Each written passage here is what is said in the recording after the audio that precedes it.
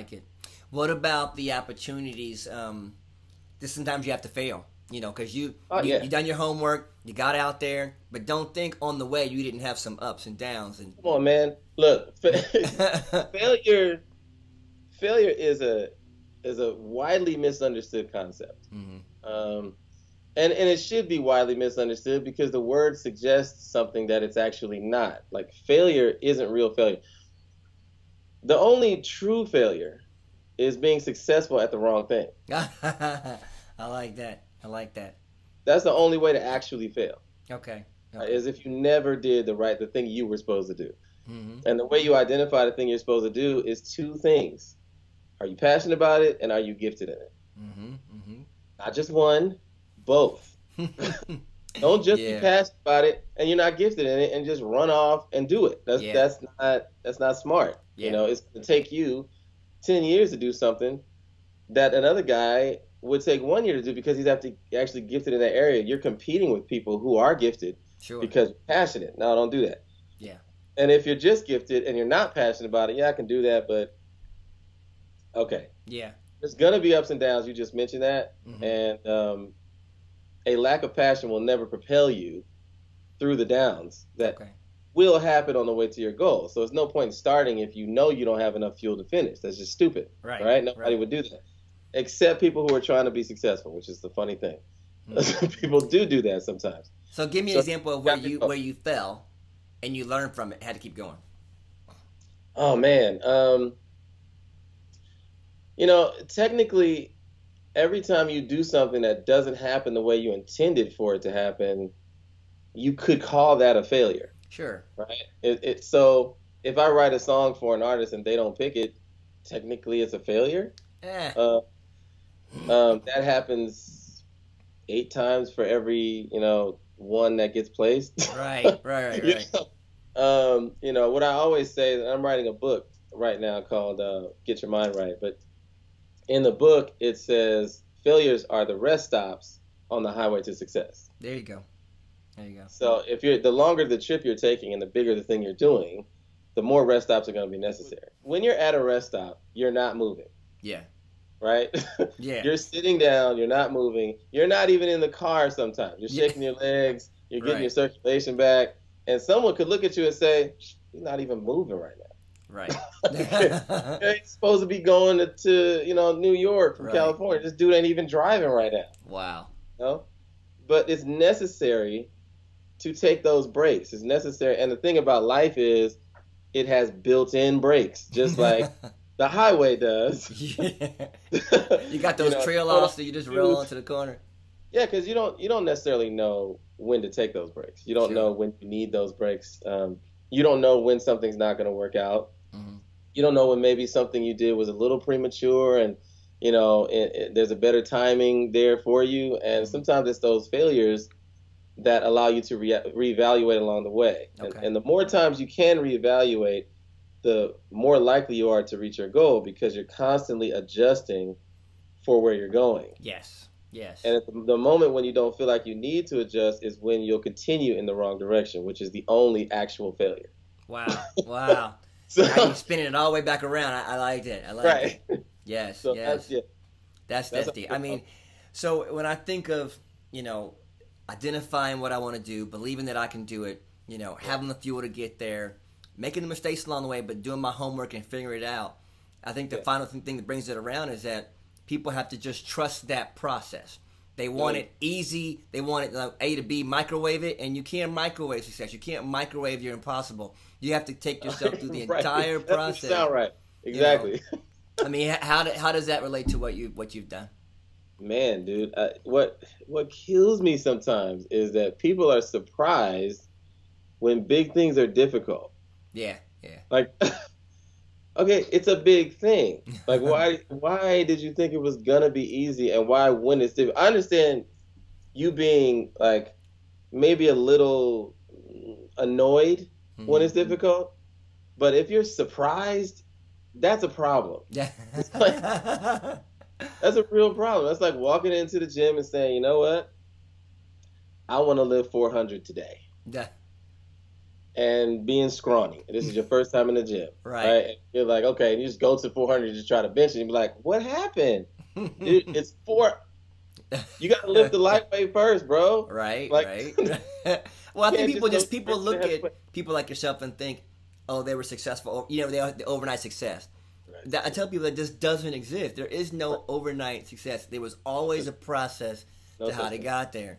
And even where you explained that you had to get your butt out to L.A., you had to play at church for a minute. You had to grind on your guitar and get your stuff together before you got to that. You had to start getting yourself out there with placements. I mean, there was a process to how you did that, you know? Yes. And I want people to understand that if they're going to start where you are or want to get to where you are, they're going to have to step by step by step by step to get there. Yeah. I mean, look, you know, you need to evaluate if you're supposed to first. Okay? That's the first thing. Let's establish that you're definitely supposed to. I had no questions in my mind at all in my entire life what I was supposed to do. Okay. That was it. So that, not a problem. That barrier was already gone. Okay. So I didn't have to deal with that. A lot of people are trying to figure that out. If you're trying to figure that out, you don't want to be in the marathon trying to figure out if you should run. And that's what people do every day. Like, how are you going to win any type of race? Like, should I even be out here right now? Like, shouldn't I be cooking or something or what? I don't know. Everything. The thing about it is, everything you see along that race will have the power to distract you. Yeah. Because you're not sure if you should be racing. So if you shouldn't be racing, maybe I should be right there, or maybe I should be right there. Every donut shop you pass, I'd much rather be eating a donut than one. Right?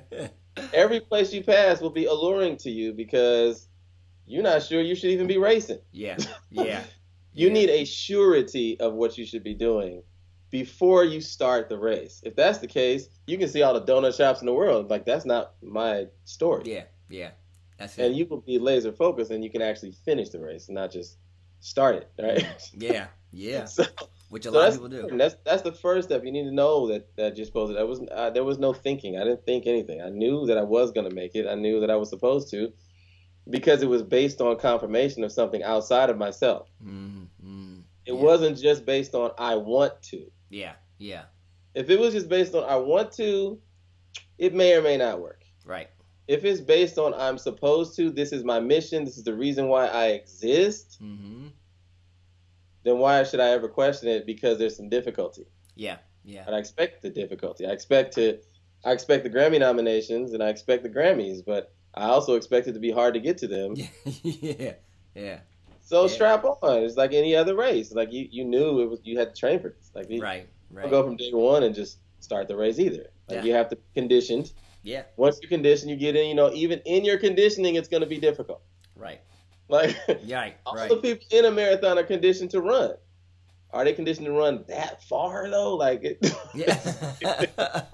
far though? You know what I'm saying? Like yes, sir. And this is a race where you don't have a definite length. You don't have a definite distance that you have to run. You don't know that when you start this race. That's the thing that's different about this than a marathon. You know, it's a 5K. I know I can run 5K because I've trained and I've run 5K before. Right. In this race, you don't know when you're going to get to your destination, and you don't know how far you're going to have to run. Yeah. Well, man, I just appreciate you stopping by, chasing the impossible, and letting folks know that it is possible. And you are a testament to the people that say, well, you know, I can't make it out of my little town. You came out of Huntsville, Alabama, and look where you at. Nothing can happen here. Well, you know, you got to get out of town. You know. Well, man, let's keep in contact together, man. I hope that that our viewers continue to watch what you're doing. Are there any links or any kind of social platforms you want to check you out on?